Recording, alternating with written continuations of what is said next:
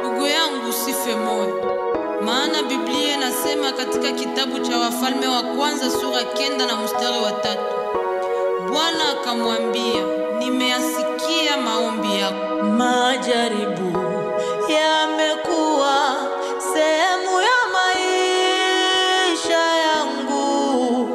Baba, nisaidie, nitie nguvu.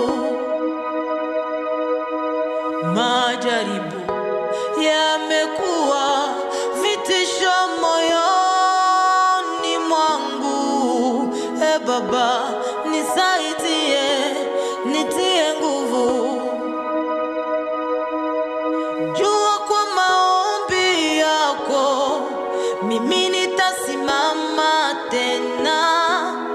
Jua kwa maombi yako nitabarikiwa. Usifurahi juu yangu, adui yangu.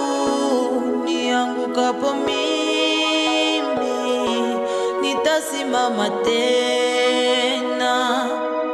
Anaheri mtu yule ambaye kinywa chake huwabariki wenzake na kuwaombea, maana maneno mabaya huchafua moyo. Kuweka mbali na Mungu ni vema uwe safi.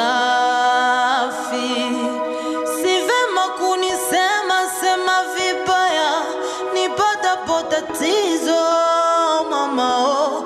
Shetani wampa nafasi ndani ya moyo wako. Jua kwa maombi yako mimi nitasimama tena. Jua kwa maombi yako nitabarikiwa. Jua kwa maombi yako mimi nitasimama tena.